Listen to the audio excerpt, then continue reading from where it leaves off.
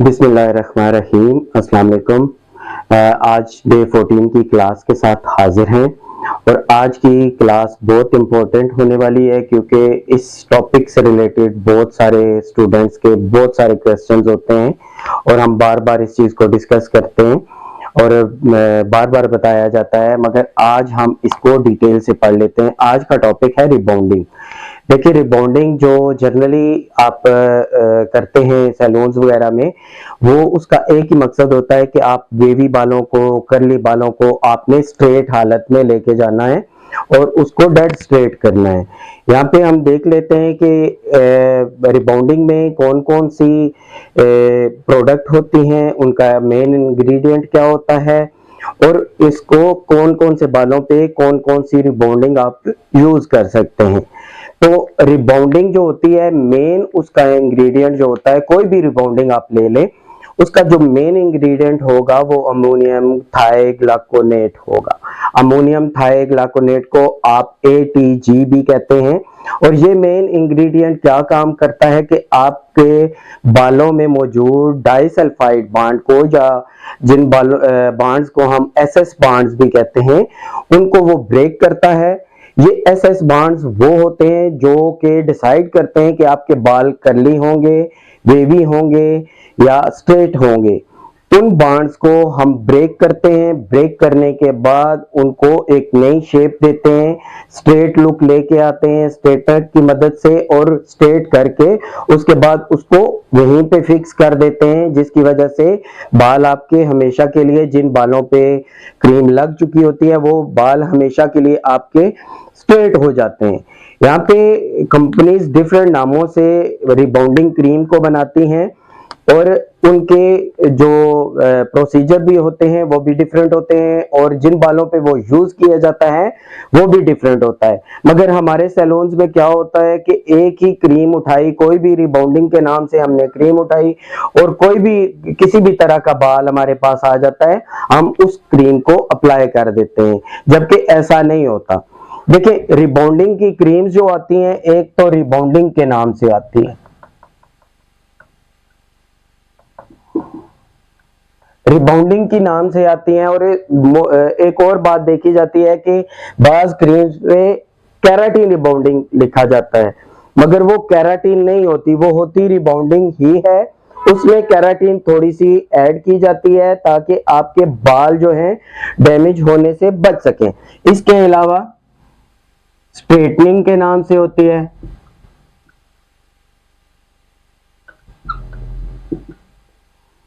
और स्मूदनिंग के नाम से होती है, स्मूदनिंग या रिलैक्सर। ये तीन तरह की आपको मार्केट में क्रीम्स मिलती हैं रिबाउंडिंग की, जिन पे बाज पे केराटिन रिबाउंडिंग लिखा होता है, रिबाउंडिंग लिखा होता है, किसी पे स्ट्रेटनिंग लिखा होता है, और एक और एक्सटेंसो भी स्ट्रेटनिंग में आती है। लॉरियल की जो एक्सटेंसो है वो भी स्ट्रेटनिंग क्रीम की कैटेगरी में आती है, और इसके अलावा स्मूथनिंग और रिलैक्सर के नाम से भी आता है। ये तीन तरह की आपको रिबाउंडिंग मिलती है। सबसे पहले हम देख लेते हैं रिबाउंडिंग क्या चीज है। देखिए, रिबाउंडिंग आपके बालों को 100% डेड स्ट्रेट करती है। ये आपके बालों को 100% डेड स्ट्रेट करती है और आपके बालों को एक आर्टिफिशियल लुक देती है। देखने वाला ये समझता है कि शायद आपके बाल असली नहीं है, आपने अलग से एक्सटेंशन वगैरह लगाई हुई है, तो ये आपके बालों को 100% स्ट्रेट करती है। और जो स्ट्रेटनिंग या एक्सटेंसो होती है, ये आपके बालों को 95% स्ट्रेट करती है। ठीक है। इसी तरह अगर रिलैक्सर और स्मूथनिंग को देखा जाए तो ये आपके बालों को 75% तक स्ट्रेट करती है।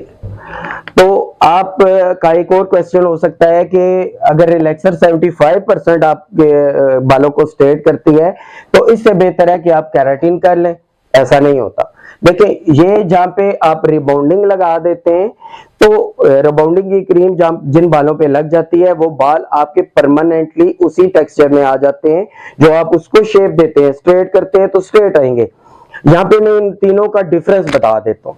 देखिए ये एक हार्ड केमिकल है, जो रिबाउंडिंग है ये एक हार्ड केमिकल है, ठीक है। ये नॉर्मल केमिकल है और ये जो है बहुत ही माइल्ड केमिकल है, रिलैक्सर और स्मूथनिंग, ठीक है। फर्ज करें कि आपके पास एक क्लाइंट आता है, उसके बाल वर्जन हैं, थिक हैं, मोटे बाल हैं, हेल्दी बाल हैं, उनको चाहिए, वो चाहते हैं कि उनके बाल जो हैं वो स्ट्रेट हो जाएं, तो आप रिबाउंडिंग यूज करेंगे तो उनके बाल जो है 100% स्ट्रेट हो जाएंगे। जब आप स्ट्रेटनिंग यूज करेंगे तो उनके बालों पे जो फर्क आएगा वो 95% तक वो स्ट्रेट होगा, एक नेचुरल लुक में आएगा। और उन्हीं बालों पे अगर आप स्मूथनिंग या रिलैक्सर करते हैं तो वो 75% तक वो उसको स्ट्रेट करते हैं। और ये जो रिबाउंडिंग है ये डेड स्ट्रेट करती है, केराटिन रिबाउंडिंग होगी या सिर्फ रिबाउंडिंग के नाम से जो मिलती है, ये आपके बालों को डेड स्ट्रेट करती है।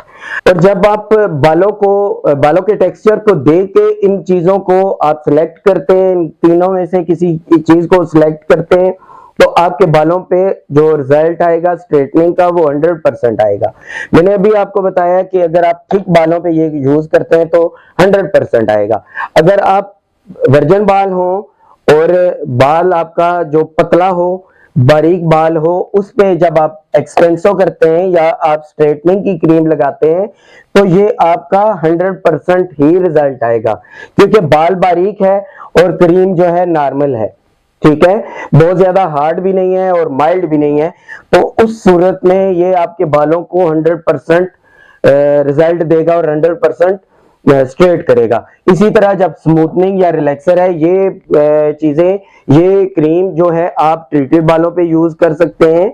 आप जो बिल्कुल डैमेज बाल होते हैं उनको स्ट्रेटनिंग चाहिए हो तो आप रिलैक्सर यूज कर सकते हैं। रिलैक्सर यूज करने का तरीका एक डिफरेंट है या स्ट्रेटनिंग का, वो हम अगले टॉपिक में पढ़ेंगे कि ये चीजें यूज किस तरह कर सकते हैं। देखिए डैमेज बाल हैं, आप रिलैक्सर यूज करेंगे तो उस सूरत हाल में आपके बालों पे जो 75% रिजल्ट दे रही है वो 75% रिजल्ट नहीं देगी, क्योंकि बाल आपके डैमेज हैं और करली भी हैं, आपने स्ट्रेट करना है और आपने माइल्ड प्रोडक्ट उठाया है, तो इसके बाद आपकी मेहनत है, आप कितना स्ट्रेट कर सकते हैं। अगर आप उन बालों को 100% स्ट्रेट कर सकते हैं तो ये क्रीम आपके बालों को 100% ही स्ट्रेट करेगी। ये जो परसेंटेज मैंने लिखी है ये उस सूरत हाल में लिखी है कि आपके पास एक बाल आया है जो मोटा है, उस सूरत हाल में आपकी रिबाउंडिंग क्रीम जो है 100% रिजल्ट देगी, स्ट्रेटनिंग जो है उन्हीं बालों पे 95% रिजल्ट देगी और रिलैक्सर जो है उन्हीं बालों पे 75% रिजल्ट देगा। तो आपने जब भी आपका क्लाइंट आपके पास आता है, आपने उनके बालों को देखना है और उसके अकॉर्डिंग ही इन तीनों में से आपने क्रीम चूज करनी है। ये नहीं है कि आपके पास कोई भी क्लाइंट आया, रिबाउंडिंग करवानी है या आपने उससे पूछा तो वो कहता है कि मुझे स्ट्रेटनिंग करवानी है, बालों को बिल्कुल स्ट्रेट करना है, तो आप कोई भी इनमें से क्रीम उठा के यूज नहीं कर सकते। आपने बालों को टेक्सचर को देखना है और उसके बाद ही बालों के ऊपर जो क्रीम आप यूज करेंगे इन तीनों में से आप चूज कर सकते हैं। अगर आपको मैं मुख्तसरन बताऊं तो रिबाउंडिंग जो है ये हार्ड केमिकल है, आप थिक बालों के लिए यूज कर सकते हैं और नॉर्मल जो बाल होते हैं, वर्जन बाल हैं और बारीक बाल हैं, उनके लिए आप स्ट्रेटनिंग यूज कर सकते हैं, एक्सटेंसो यूज कर सकते हैं, और जो आपके ट्रीटेड बाल हैं और डैमेज बाल हैं उनके लिए आप स्मूथनिंग या रिलैक्सर यूज कर सकते हैं। आप अगर बालों को देख के क्रीम का सिलेक्शन करेंगे तो आपके बालों पे जो रिजल्ट आएगा 100% आएगा। यहाँ पे एक और बात याद रखने वाली है कि ये ना हो कि कल आप काम करें और बालों के अकॉर्डिंग ही आप क्रीम चूज करें और आपको रिजल्ट उस तरह का ना मिले। तो उसके लिए जरूरी है कि ये जो प्रोडक्ट होता है ये आपका 50% तक काम करता है। इसका काम जस्ट इतना होता है कि आपके बालों के बॉन्ड्स को ब्रेक करता है, आप उनको नई शेप में खुद लाते हैं। आपकी मेहनत कितनी लगती है, आपको आप कितना टाइम दे के उसको स्ट्रेट करते हैं या आप उसको कितना स्ट्रेट कर सकते हैं बालों को, ये आपके ऊपर डिपेंड करता है, आपकी मेहनत के ऊपर डिपेंड करता है। 50% अगर ये रिबाउंडिंग की क्रीम आपका बालों पे काम करती है तो 50% आपने काम करना होता है। स्ट्रेटनर की मदद से आपने बालों को स्ट्रेट करना होता है। जितना आप स्ट्रेट करेंगे और उसके बाद जब आप फिक्सर लगाएंगे उसी हालत में आपके बाल रहेंगे। ये ऐसा नहीं है कि आपने बालों के अकॉर्डिंग ही क्रीम चूज की और फिर आपका रिजल्ट अच्छा ना आए।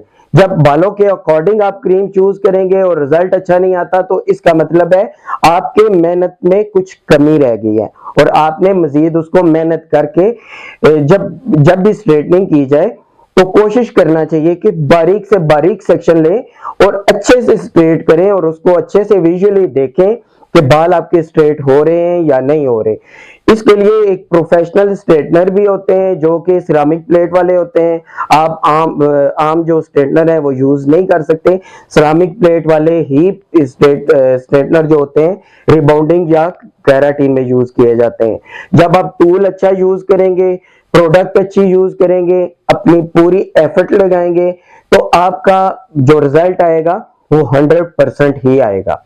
आज की क्लास इतनी ही थी क्योंकि आज की क्लास मैंने बिल्कुल छोटी सी इसलिए बनाई है, बिल्कुल शॉर्ट सी इसलिए बनाई है कि ये जो टॉपिक है रिबाउंडिंग का, ये इससे रिलेटेड मेरे स्टूडेंट्स के बहुत ज्यादा क्वेश्चन होते हैं। कोई भी बंदा हो उसके बहुत ज्यादा क्वेश्चन होंगे कि ये क्या चीज है और किस तरह यूज की जाती है और कौन से बालों पे कौन सी होनी चाहिए। तो ये तमाम चीजें मैंने यहाँ पे डिटेल से बताई हैं और इसके प्रोसीजर को देखना या इलास्टिसिटी किस तरह चेक करनी है, हमें किस तरह पता चलेगा कि बॉन्ड्स ब्रेक हुए हैं कि नहीं हुए, तो इसको हम नेक्स्ट टॉपिक में इंशाल्लाह कल की क्लास में रखेंगे कि इनको प्रोसीजर को किस तरह फॉलो किया जाता है।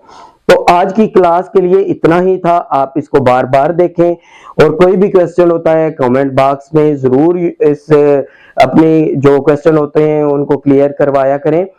अभी तक अगर आप हमारी फैमिली का हिस्सा नहीं बने तो हमारे चैनल को सब्सक्राइब जरूर करें, हमारी वीडियोस को लाइक जरूर करें, शेयर जरूर करें। कल तक के लिए इजाजत दें। अल्लाह हाफिज।